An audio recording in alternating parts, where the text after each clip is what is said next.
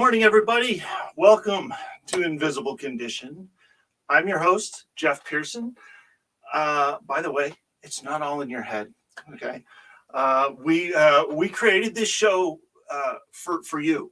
We created this show because we wanted everybody with an invisible condition, no matter what the condition is, to know that you have a voice, you have a community, and you are not alone. So we wanted that's what we're here for. That's what we do.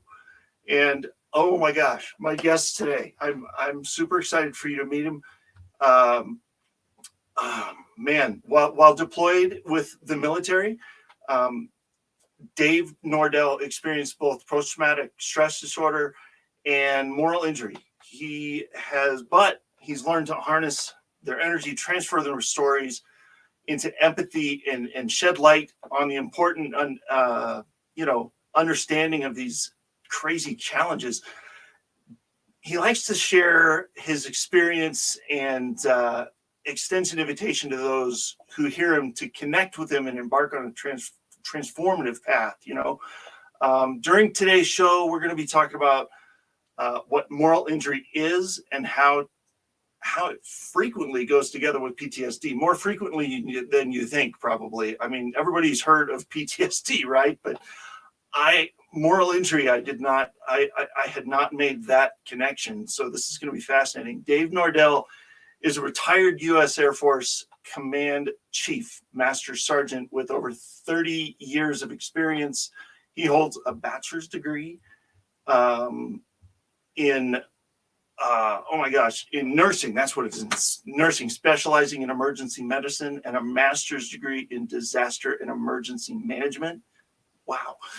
Dave is a Bronze Star combat decorated medic and the recipient of the Legion of Merit, our nation's 6th highest military decoration, which is amazing. He operated in Saudi Arabia, Somalia, South America, Iraq, Korea, Japan, and Hungary. Dave is the author of the international best-selling book, Giving Back, Life and Leadership from the Farm to the Combat Zone and Beyond. He is an active mentor and speaks to young leaders to aid their development and future successes. Dave is also the founder and owner of MaxFab Consulting, providing keynote leadership, organizational growth, and strategic guidance. And he is actively involved in using his journey with PTSD and moral injury to help transitioning veterans and other victims of trauma so that they can deal with the condition in a healthy way. This is awesome. I'm so excited for you to meet him. Let's bring him on. Good morning, sir. What's up, Jeff? Man, well said. That's a mouthful. I want to do it justice, man. I don't want to just bring you on and be like, hey, here's Dave. You deserve some credentials, man. You've done a lot, you've been through a lot, and you're still here on the other side to help other people. So that's pretty awesome. Right on. It is awesome, actually. I mean, come on, So before meeting you, I had never heard of the term moral injury.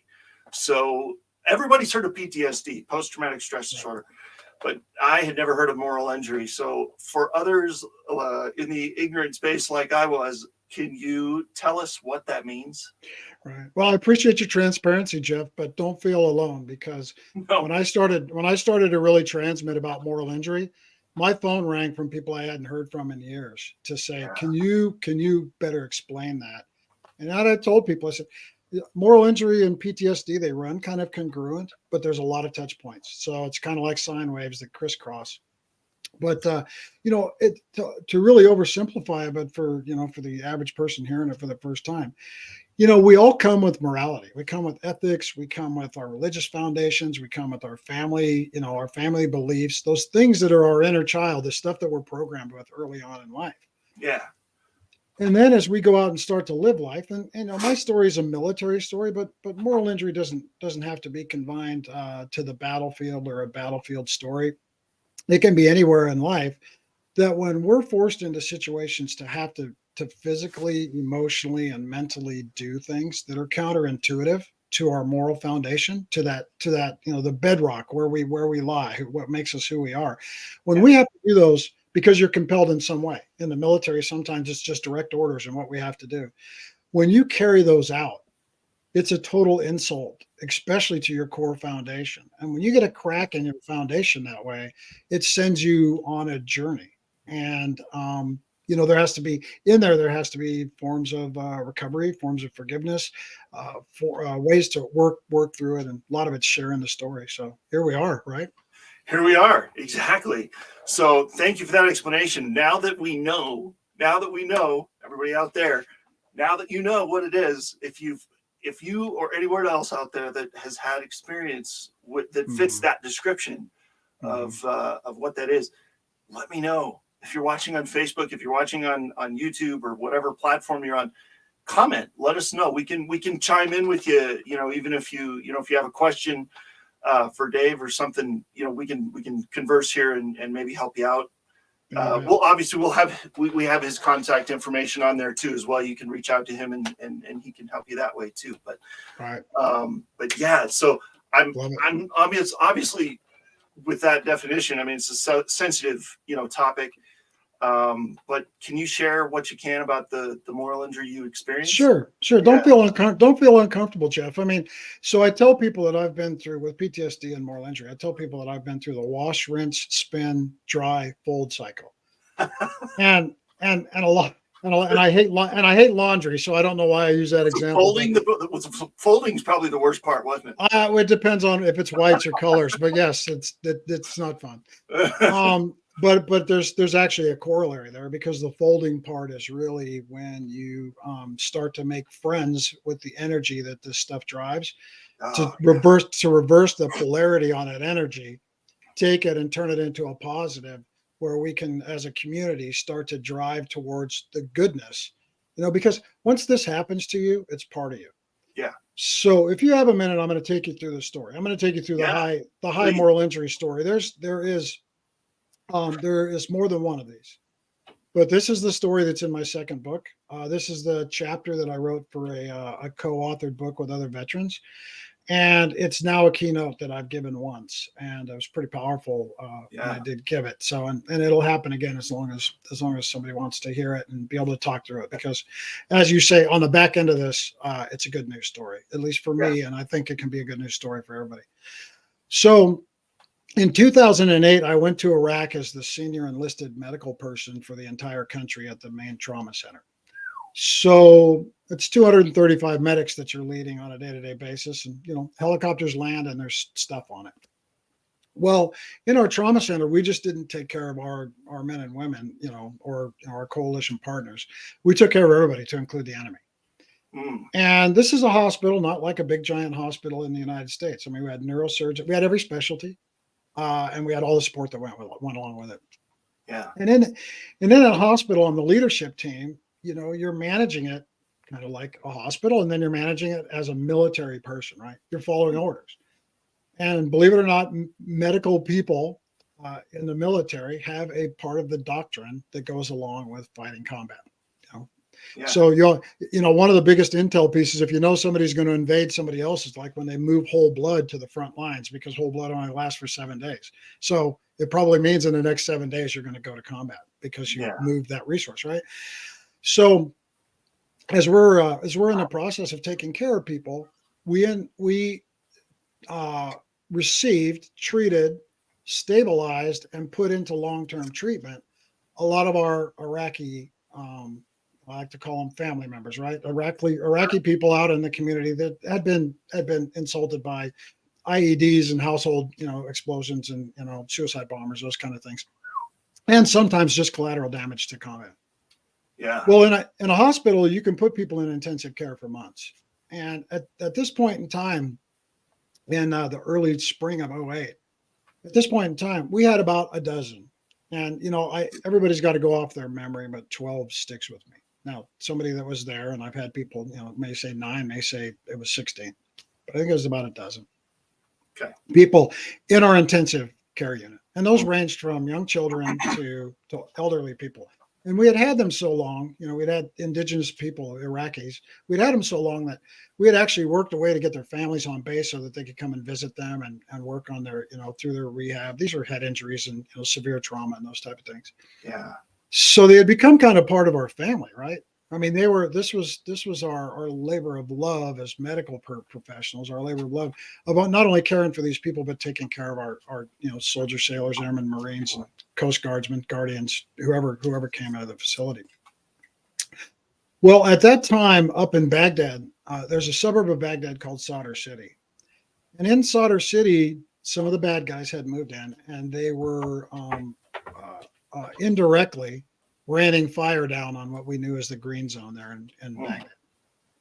And it got to be irritating enough that the senior leadership decided that they were going to do a major operation, something that looked like Ramadi or Fallujah, these words that we know, these right, a big operation, door to door fighting, street to street fighting, a lot of close in combat, and that drives a lot of casualties.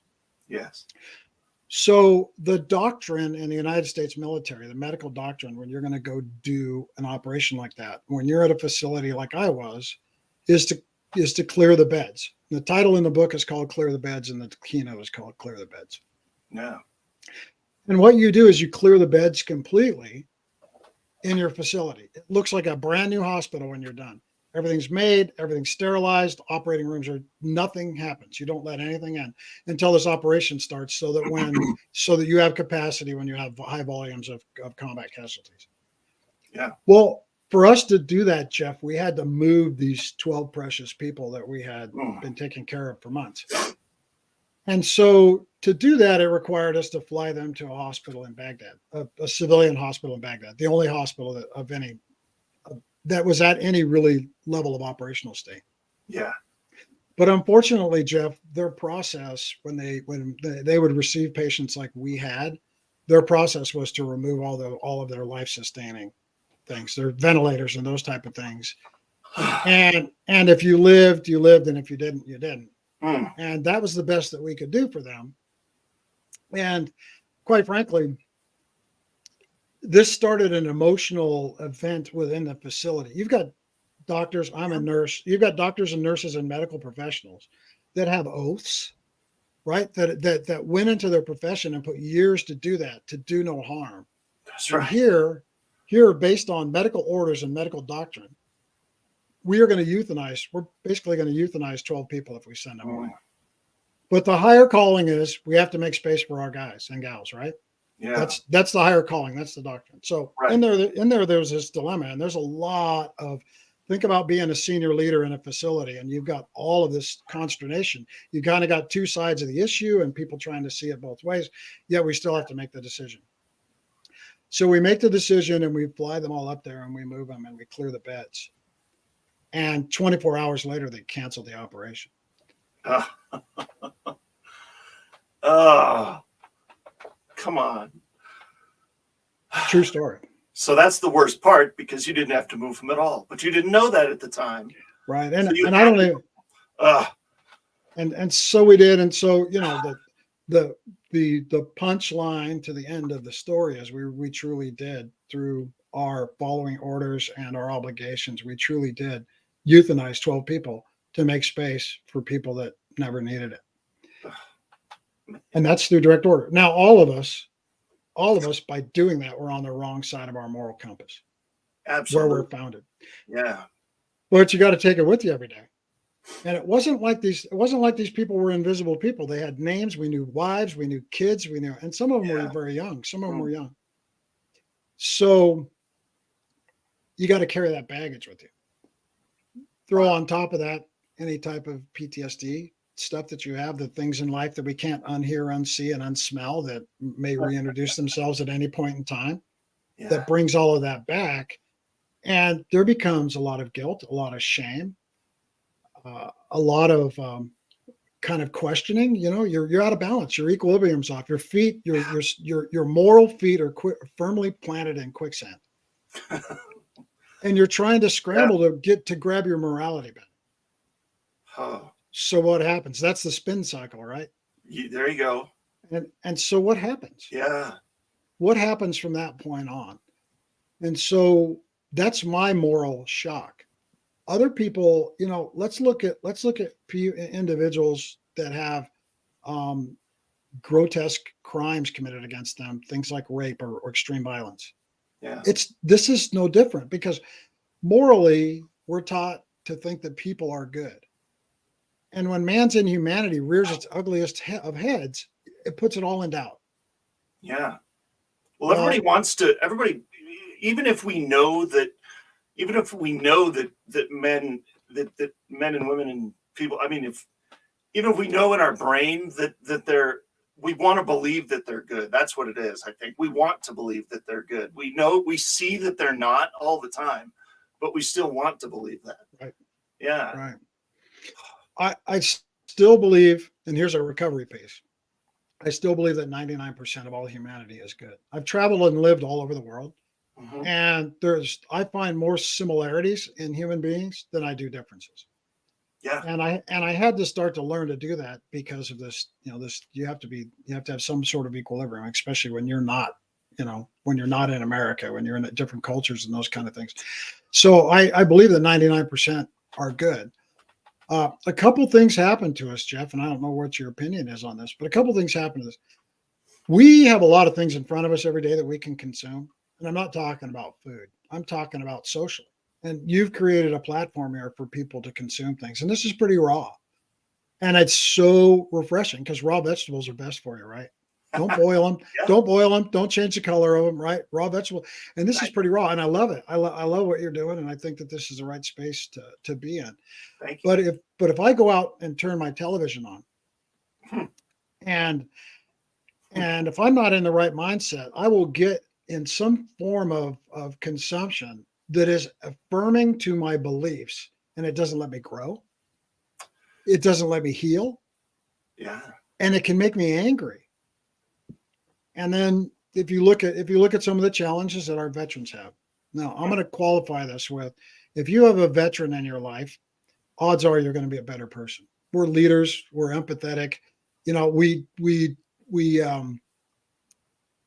carried out our profession to maintain peace, not to be killers. That's not what we do. Yeah. And we work hard to keep things stable so that people that don't do the work that we do can have the lives that we have. And so, yeah, as we navigate that, veterans on a whole are a tremendous thing to have as part of your organizations, as part of your life, and part of your extended community. However, we come with things. One of these is moral injury. One of these is PTSD. And I'll tell you, I'm up here in Montana. I'll give you some statistics. Montana is number 1 or number 2 in population per capita of veterans. 12% of all of Montana is veterans. Wow.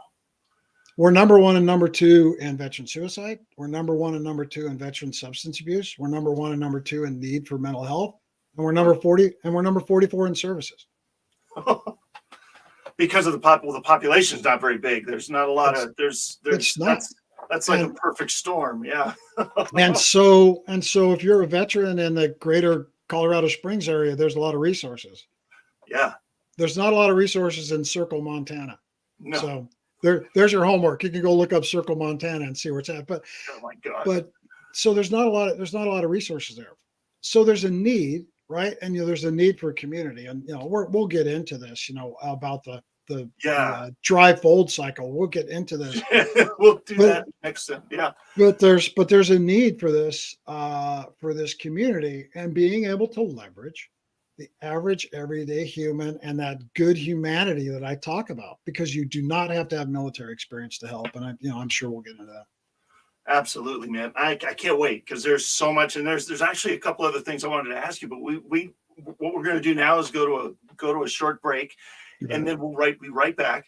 And so stick with us, everybody. This is going to be awesome. We're going to be talking about the impact that Dave's making in communities, and we're gonna dive into some really cool stuff here in the next segment. So stick around. We'll be right back.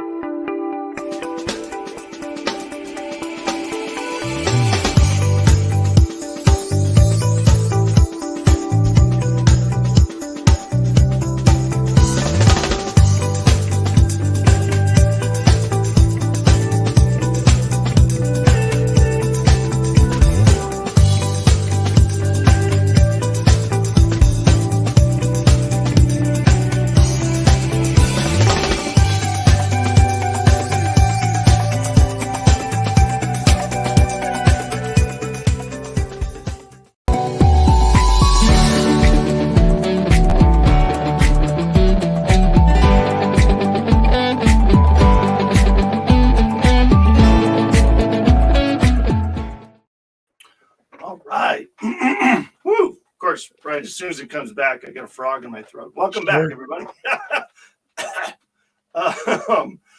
Oh man, I am, I'm struck by something you said in the first segment. You said something about don't be so timid about talking about it, because this is, don't tiptoe around this. This needs to be get out there.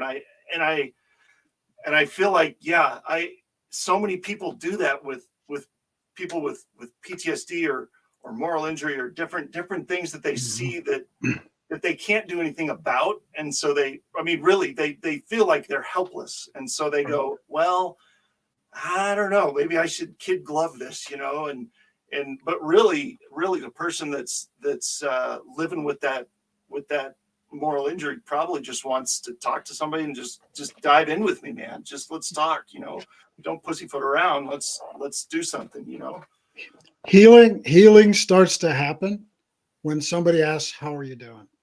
The healing starts right at that point. But we don't do that because there's a lot of fear and pain in there because we don't think that we're qualified. Can I give you an example, Jeff? Yeah, please. So back in the 1800s sometime, early 1800s, and then later on in the 1940s and 50s, in the early 1800s, people's barns used to burn down. And the firemen kept saying, we don't get there in time. So somebody said, maybe we should hang some pails of water on the wall and have it ready in case something catches on fire. Fire extinguishers, right? Because where the catastrophe starts, the professionals are not there. It's the average everyday human. So we decided to train people and give them some tools to actually be able to intervene so that we didn't have the barn completely burned down. We just put the fire out when it happened. In the late 40s and early 50s, people were dying of heart attacks in churches. And people would stand there, and when it was all over with, they would say things like, gosh, I wish I could have done something else. And then we decided to teach people CPR. Right? Because the catastrophe doesn't start around the professionals. People don't die of heart attacks in hospitals. They die of heart attacks in their homes and elsewhere, right? Right. Mental health is the same as the fires of the 1800s and the CPR need in the 1950s. Here's what we don't have. We don't have fire extinguisher training or CPR training for mental health, right? Not most of us. Actually, but the answer is it's available. And it's called mental health first aid, and it's called QPR training. We look at all the systems that I just described. Those systems are inculcated into our society and ingrained, even at the OSHA level. There's certain jobs and places you can't work until you have this type of training. So all the systems exist. So why doesn't somebody take this, institutionalize it like we have, and give all of us the ability to do those first one or two intervention steps with people that are struggling, so that you open up the door so that we don't do it internally? Because I like to tell people the first three counselors that we affiliate with when we have moral injury or PTSD or any other type of mental health illness, the first three counselors that we run to are the most accessible and the friendliest. Jim, Johnny, and Jack. And that's Jim Beam, Johnny Walker, and Jack Daniels, right? That's where we run. Yep. Because that's easy. And it's actually the slippery slope into things all the way up into and including self-elimination. Because it gets lonely, right? And we become more isolated. All it takes is one person with enough courage and a little bit of training, which I'm begging for, to bridge that gap. I call it the 25 yards. In a military barracks, it's about 25 yards long. And it's really hard to lead somebody in a military barracks if you're on one end and they're on the other end and you never close the 25 yards. Yeah. And so you have to have these conversations. When I got the basic training, I was a farm kid from Northern California off a dairy farm and didn't know a whole lot about even the rest of the world. And I was made a student leader, and I was in charge of 12 guys. If I did not physically close that gap with these 12 guys, I would have never survived in that position. Right.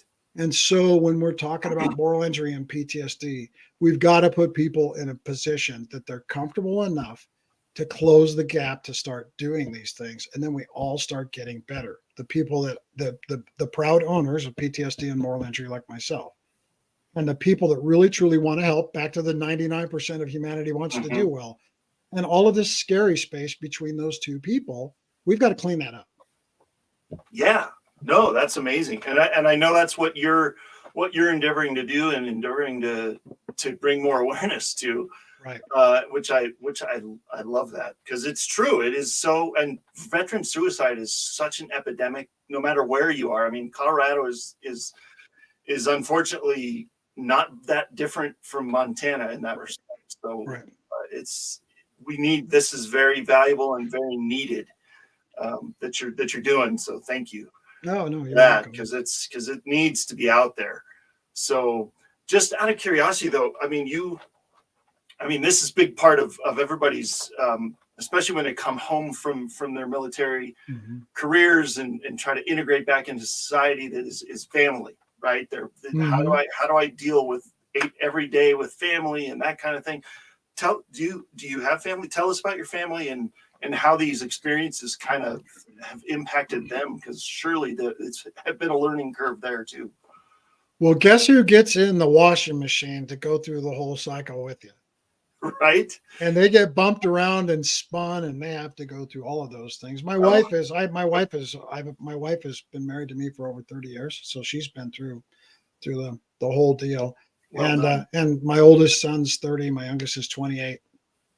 And my oldest son serves; he's full-time guardsman out in North Dakota. Awesome. So they've been through all of this, and I think what you're talking about is when you have these conditions, or you go someplace and you come back as a proud recipient of moral injury or PTSD, and you've changed, and then how do you reintegrate it? Jeff, I want to Yeah. make this really simple, and I think if anybody takes anything out of this hour that we're going to do together, they need to listen to this. Yeah. You cannot travel this journey by yourself. And I'm not talking about your family. You have got to get help. It's the first step to the dry fold cycle. When you're in the spin cycle and you finally say, you know what, I'm going to go get a therapist. I'm going to develop a relationship with a clergy member that's qualified to walk me through this. I'm going to build a community of people that are hurting like me, but also ingrained with people that want to help. And I'm going to be part of that community and start to get help. When that starts to happen, Jeff, Yeah. it all starts to get better. So you're not going to get a, Dave, how did you keep your family together and not have the whole thing blow up because you brought all this stuff home? What I'll say is that my family loves me enough that they tolerated a lot of awful stuff. Yeah. Yeah. And Well, it's not until I saw that and decided to do something about it that things started to get better. Well, it's crazy, because I'm listening to you talk about that process, and it reminds me a lot of just the recovery process in general, right? Because you, like, from a drug addiction or an alcohol addiction or whatever addiction, the 12-step process, or whatever. But a lot of the same things you said are very common in that process as well. It's not going it alone, and it's because you can't do it by yourself. You just can't. It's not possible. So what are the hurdles? Hurdle number one is you're just scared to death. Yeah. On both ends, right?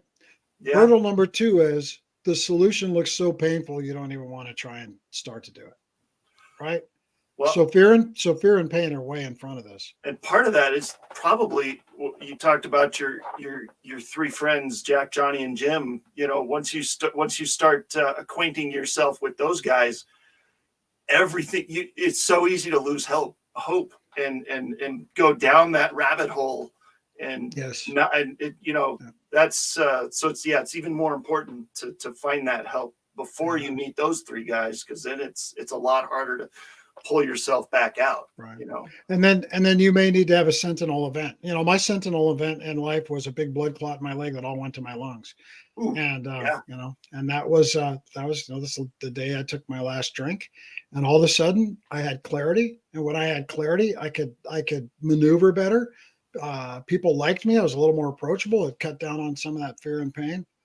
Yeah. But we also have, Jeff, we've got to really get in touch with our human condition and who we are. And I know that's, to some people out there, they're going to go, "Oh, Dave, don't get all touchy feely on me." Well, here's the deal.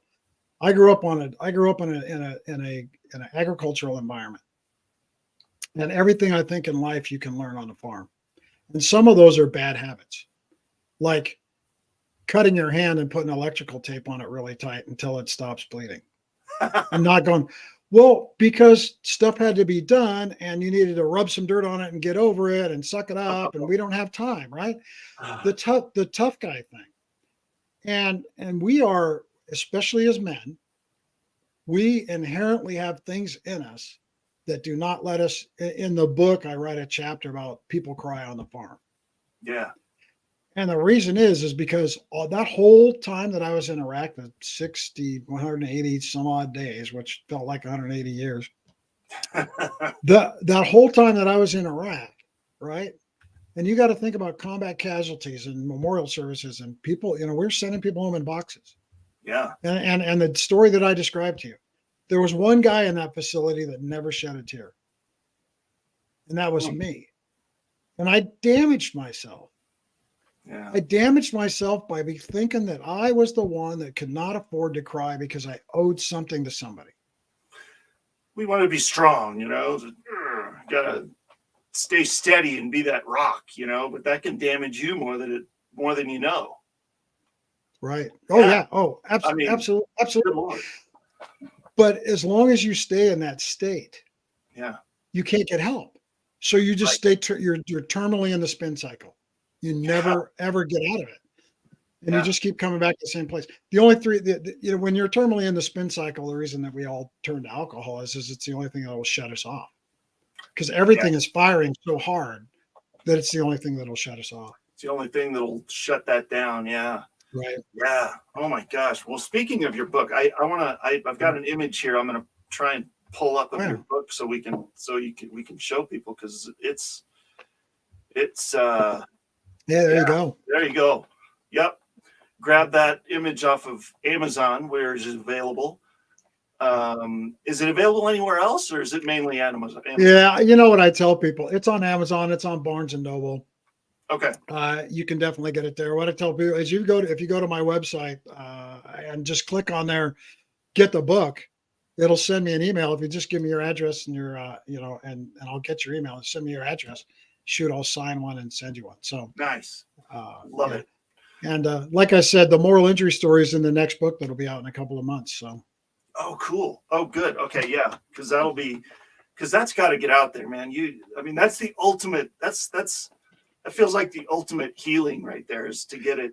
To talk to somebody else about it is healing, but to be so vulnerable and just get it out there for everybody to read, that's huge. So that's going to be great. And I vetted that. I actually vetted that story through my commander. The two of us, we're the command team. And I'd sent it to him, all these years later. And I said, does this look about right? And he said, yeah. And he made a few tweaks to it. And we talked about it. And I asked permission to do this because, he's got his own way of operating through this type of stuff. So out of professional courtesy and the love for him, he's an absolutely fabulous human being. I went through those steps to do that because, first of all, we got to get it right, or as close to right as possible. Yeah. And then second of all, when we transmit it, we're going to dig up some bones. So you're going to make some people vulnerable. And hopefully, on the back end, what we're doing is we're creating a space for them to walk into that's safe and it's productive and it starts to revitalize our mental health.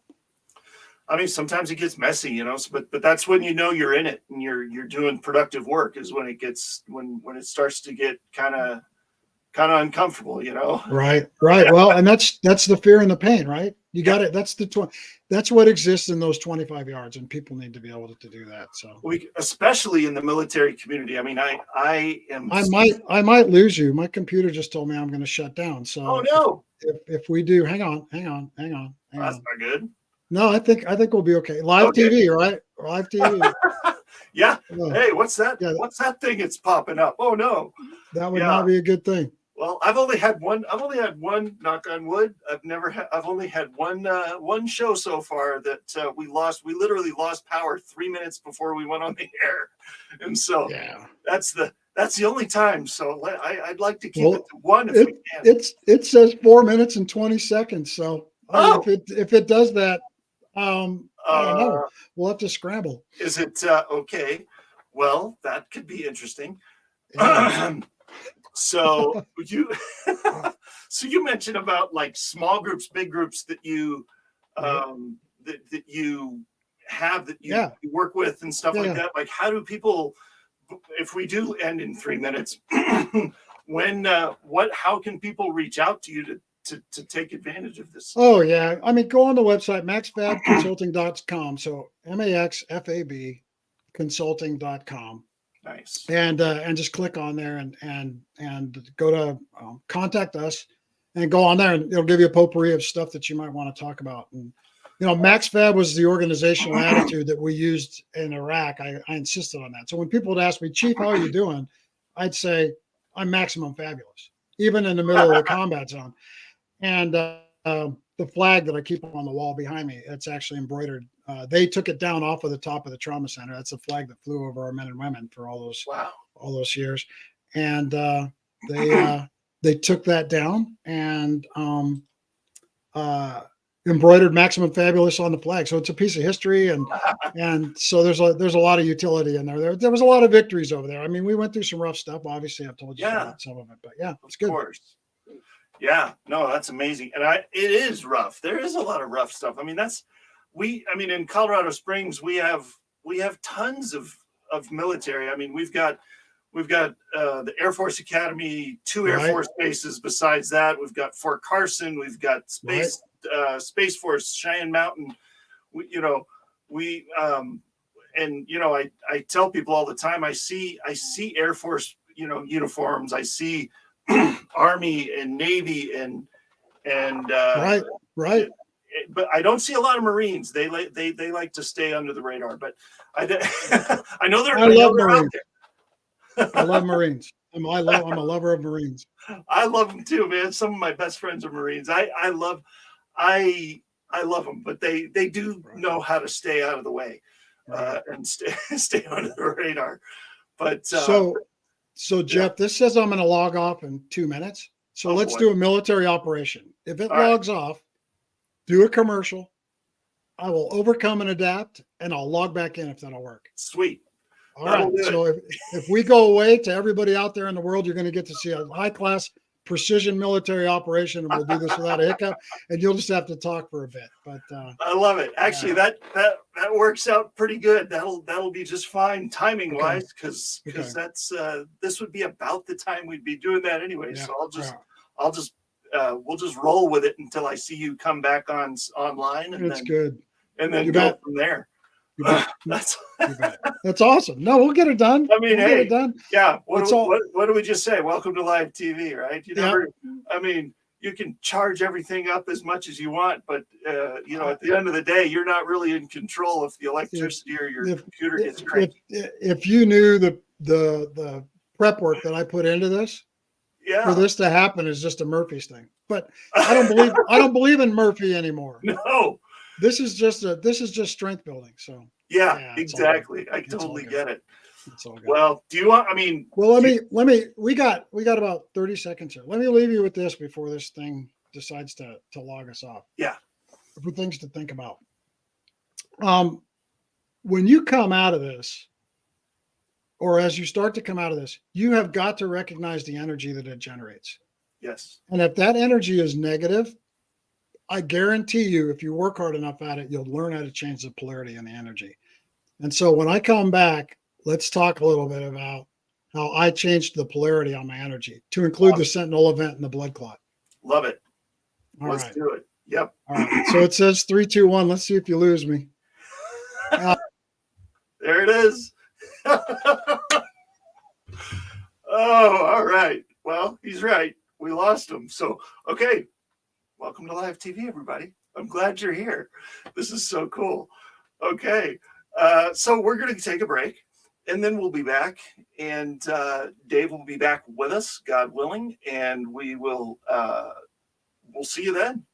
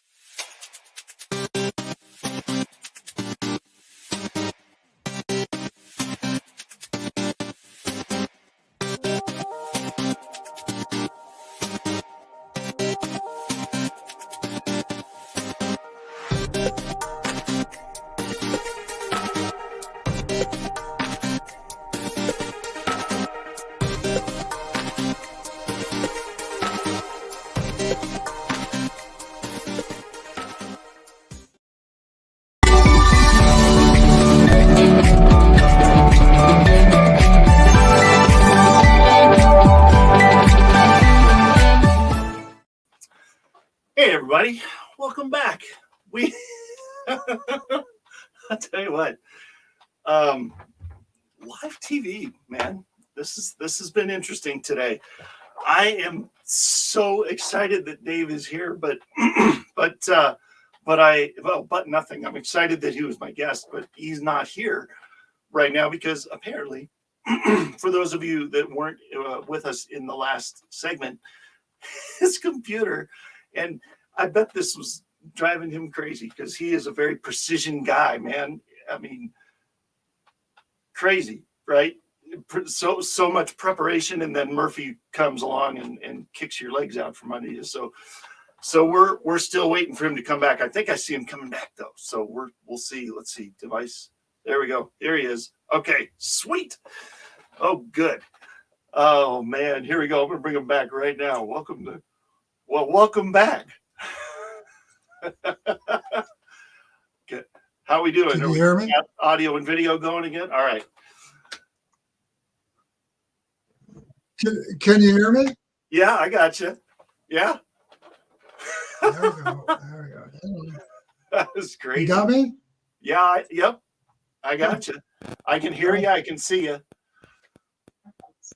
Okay. You... I've got yeah, I can hear you too. All right. Where did you leave off? I think I love it. Well, I think where we left off is first thing I want to do is say thank you.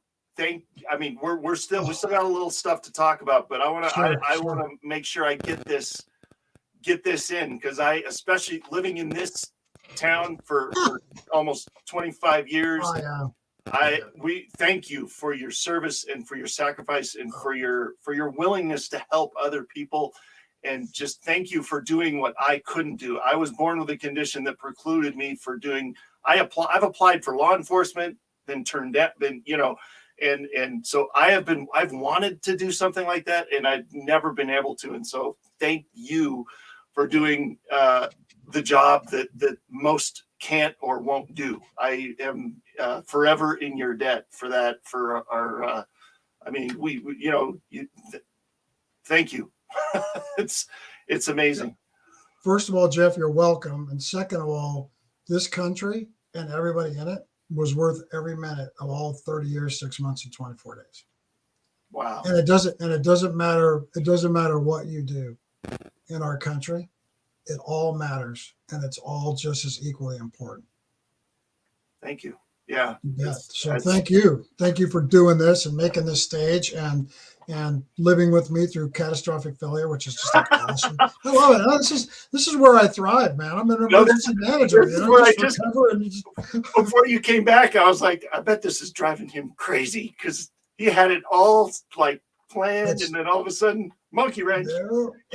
But you roll with it, man. Well, you know what? You've got it. I just had coffee with a really dear friend this morning, and we were talking about being at a point in time in our life where this stuff doesn't derail us. No, yeah, right. You just got to work through it. So yeah, exactly. Awesome. Roll with it, man. Launch it. A good friend of mine that I'm in business with, his favorite thing to say is launch and adjust. Launch and adjust. That's all you can do. Right. So you can't steer a parked car. So that's good. I'll just be a story. You'll say, I was on with a guy one time and his computer restarted. That's right. So exactly. Good. So most important part of the show here, I want people watching to end knowing the answer to this question. And that is, how do you, Dave, personally find hope day to day on your most challenging days? Because I know there's everybody has challenging days, especially with moral injury thrown in the load there. How do you find hope? Well, here again, I may start to sound redundant, but I don't know. If you use a football analogy, I don't want to overcomplicate the play, right? Yeah. We're gonna run off tackle. Now, it may have a bunch of words to go along with it, and people will be running around doing things, but we're gonna run off tackle. The way you have to surround. This is like anything in life, actually. It's just that this is harder. Okay. You have to have people on your life team that are your safe spaces. Yeah. That you go to, and my wife is not fully equipped to handle all of my stuff. She's not the person that I would go to for all of it. Right? We know this. Right? There's times when something's going on. Your wife may say, well, why didn't you talk to me about it? Or why didn't you bring that up? Well, because you called, Jeff's best friend, Bill, because I call Bill because Bill's done this before, or Bill's the guy, or I just talked to Bill about this. Right. Yeah. And there's a relationship thing there. And the way that we keep hope, first of all, is you got to be maximum fabulous. We just talked about that. Your attitude is everything. Yes. Is everything. And it's the one thing. It doesn't matter if you're rich, poor, homeless. It does not matter where you're at in the world. Your attitude is everything. And I'll tell you where I learned that. In East Africa. Huh. Okay. Because if you want to see true third world problems, we have a lot of first world problems in America. Yeah, for sure. Right? I mean, When the pandemic was coming, we all ran to the store and got toilet paper. So if anal cleanliness was our basic hierarchy of needs that we were worried about in a pandemic, we're doing pretty doggone good, aren't we? Or first world problem is our internet just went out. Well, right. And you and I could have been crushed, right? The whole day's ruined. My Friday's goofed up, and Dave got knocked off for, collectively, what was it? We lost 7 minutes, 8 minutes. Not even that. No. Right. 5 maybe. There's people in this world that would love to have 8 minutes back in their life just to change one little thing. So this is just a nothing. Yeah. So you have got to build a life team your whole entire life, and you need to have those people there, because when you start to slide and you start to lose hope, that's self-talk. That's where it comes from. Yeah. Right. And something drives the negative talk. It may be something somebody said to you. It may be the fact that you're just completely overwhelmed with a lot of things and you don't know how to ask for help. You remember I told you healing starts when somebody says, "Can I help you?" Yep. Yeah. It starts. And as a medical provider and as a nurse, I know one thing. People like to have their hand, when you go to see a doctor, if you go to see the doctor and they ask you a bunch of questions and they type in the computer and they say your refill's ready, that is the most unsatisfying thing. And you've had plenty of doctor visits in your life. You've been doctored to death, right? I get it. Yeah. The healing starts, well, not just the literal, but the figurative putting on of hands. You've got to have that in your life, and you've got to be willing to put your hands on people. Yes. Look me in the eye. And the only way to do it is to close the 25-yard gap, my friend. Yep. You've got to get that close where you can actually smell what type of cologne or perfume that was. Yeah. And so I don't have anything magical out there for anybody that says, how do we keep the hope? The goal is to never lose it. Yeah. When you feel the strategy is to have a life team that if you do feel it's slipping, you have somebody to prop you up long enough to reground you. That's perfect. And then in the end, if you are truly, truly feeling hopeless, you need to call timeout and you need to get emergency help. Amazing. And you're absolutely right. And I hate to do this, but we lost a few minutes and we're almost at the end of our time. Mm-hmm. But real quick, like 10 seconds, how's the best way for people to reach you? www.maxfabconsulting.com. Go on, everything is on there. You can get me in a matter of minutes. Nice. If you just go to contact us, you can schedule an hour-long consult with me. And if you just want to talk about this, it's totally free. Beautiful. No charge. Just go on my calendar, find the space, click on there, at least just write in there why you want to talk to me, and load it up, and we'll jump on there and we'll have a chit chat. You can get the book there, and then you can obviously, if you want me to come and talk or come and speak, or better yet, we didn't even talk about the Vet Ready program. It's unfortunate, but we'll get to that because we'll get to that next time because we're doing this again. So for sure, okay. Right. We'll talk about that after we're done here. But sure. Thank you so much. Thank you for your time, and thank you for your service, and thank you for today. God bless you for doing what you're doing. Oh, okay. Sorry. Oh gosh, I just cut him off. Sorry. Hey, thank you for watching. Thank you for being here for this amazing show. Join us Tuesday, July 25th. Bernadette is going to be with us. She's awesome. We're going to be talking about schizophrenia. It's going to be great. So join us then, and we're out. We'll see you next time.